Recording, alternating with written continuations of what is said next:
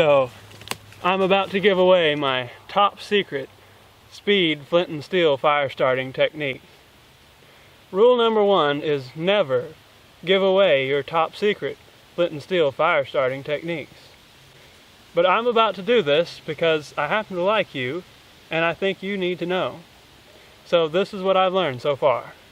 So we're going to start with a little overview of flint and steel.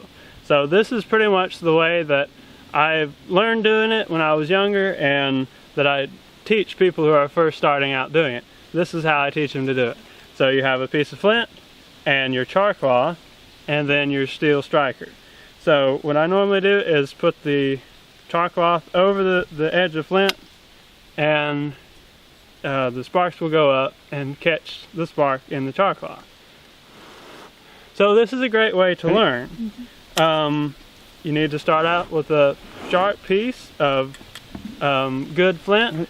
Black flint is usually considered the fastest or the best, but I've seen some gray flint that's really good. So just whatever you have, that's what I would use. So a steel striker should be really hard on the front, and it should be softer on the back so it won't break, because a lot of times where they break is right in here, and that's because they haven't softened them enough to where that doesn't happen.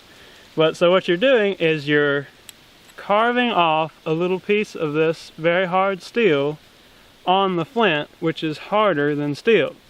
And so what that does is it gives you a spark, like when you're grinding steel. When you remove steel very quickly, the steel turns red hot, and that is a spark. So that's what we're doing with this right here. So this is very reliable, a great way to start learning, but it's not going to win at competitions or rendezvous because you have to move the char cloth from here to a nest and then blow it into a flame. It's just too much time. You're probably not going to place like that.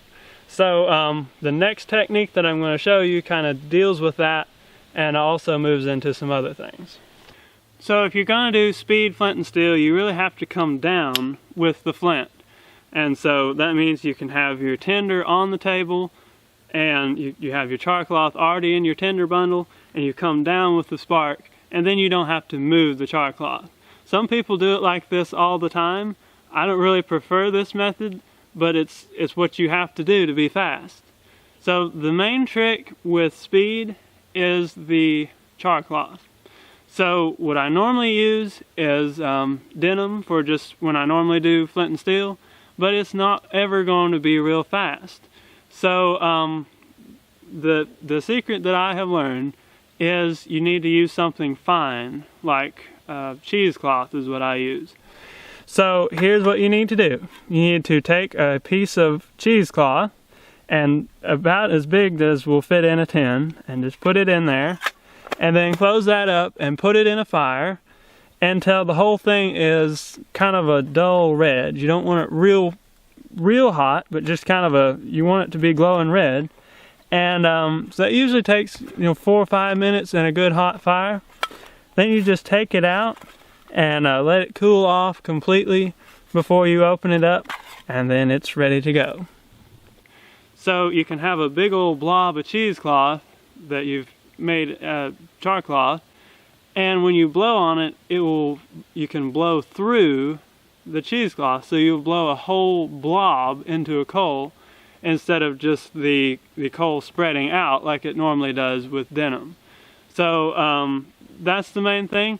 You have it right there on your tinder, and what most people use is some type of hemp or jute, and you can use something like poplar bark or cedar bark if you'd like to, but this is what most people use at competitions.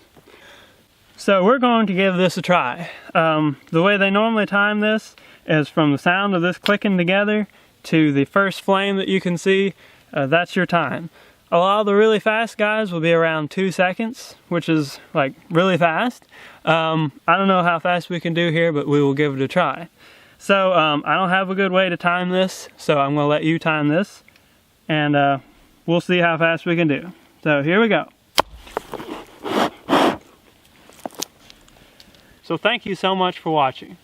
I hope you've enjoyed this video, and I hope you can continue to improve your skills and have fun while you're doing it. So please remember, this is all top secret, so keep it under your hat. I hope to see you next time.